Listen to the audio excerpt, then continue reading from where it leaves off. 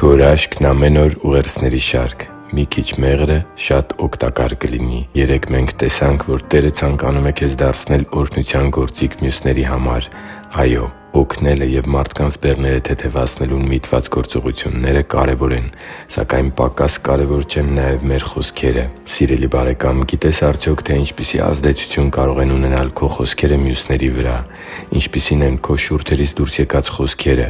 Արդյոք դրանք բժշկում ու քաջալերում են մարդկանց, թե ծակում ու ցավեցնում։ Դրանք դրական ու հուսադրո՞ղ են, թե բացասական ու վիրավորական։ Աստվածաշունչը Առակաց 16:24 խոսքում մեզ հիշեցնում է, որ մենք կարող ենք մարդկանց համար մեր խոսքերը մեծ օրհնություն դարձնել։ «Վայելուչ խոսքը մեղրախորիսխ է, քաղցր է հոգուն և բժշկություն ոսկորներին»։ Ինչ իմաստություն է այստեղ մեզ փոխանցում Աստծու Խոսքը։ Բարի ու սիրառատ խոսքերը բժշկարար ու ամոքիչ ազդեցություն են ունենում մարդու թե՛ հոգու և թե՛ մարմնի վրա։ Նույն Առակաց գրքում ևս մեկ ճշմարտության ենք հանդիպում մեր շուրթերից դուրս եկող խոսքերի մասին։ Իրականում, ստորև բերված հատվածն ասում է, որ բարի խոսքերը կենարար ուժ են փոխանցում այն մարդկանց, որոնք ընդունում են դրանք։ Առակաց 18:21 «Մահն ու կյանքը լեզվի ձեռքին են, և նրան սիրողները կուտեն նրա պտուղը»։ Աստված յուրաքանչյուր մարդու օժտել է խոսքի զորավոր գործիքով, որը մարդը կարող է օգտագործել կա՛մ որպես բժշկության միջոց մարդկանց բարիքի համար, կա՛մ որպես զենք մարդկանց չարիք անելու նպատակով։ Նախքան խոսելը յուրաքանչյուր քրիստոնյա պետք է իրեն տա այս պարզ հարցը՝ այն խոսքերը, որ պատրաստվում եմ արտաբերել, օրհնություն և բժշկություն են բերելու լսողներին, թե նրանց ցավ ու վերքեր են պատճառելու։ Աստծու համար թանկ ու սիրելի՛ զավակ, այսօր որոշում կայացրու, որ քո կյանքում իրականություն ես դարձնելու Եփեսացիս 4:29 խոսքի մեջ տրված պատվիրանը՝ «Ձեր բերանից ոչ մի վատ խոսք դուրս չգա, միայն այն, որ բարի է, հավատի շինության համար պիտանի, որպեսզի շնորհ տա լսողներին»։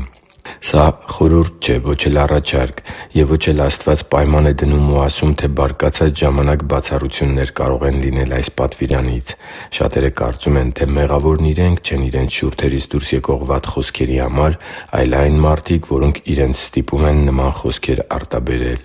Ավելի մեծ մոլորություն հնարավոր չէ պատկերացնել։ Դա նույնն է, որ չգողանալու պատվիրանը խախտողը մեղադրի իր դուռը չփակած հարևանին կամ չսպանելու պատվիրանը խախտողը այն երեխային, որին ոչ ոք չէր սպասում։ Մենք պետք է Աստծու Խոսքի այս պահանջները ընդունենք որպես պատվիրան և այդ պատվիրանին հնազանդ լինելու մեր ջանքով ու վերաբերմունքով ցույց տանք մեր սերը Տեր Աստծու հանդեպ։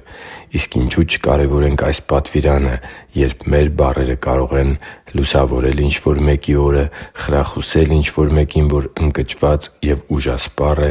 քաջալերել ինչ-որ մեկին, որ չունի վստահություն և հիասթափված է, բժշկել ինչ-որ մեկին, ում կյանքը խոցոտվել է մարդկանց սխալ վերաբերմունքի պատճառով և լի է հոգևոր վերքերով։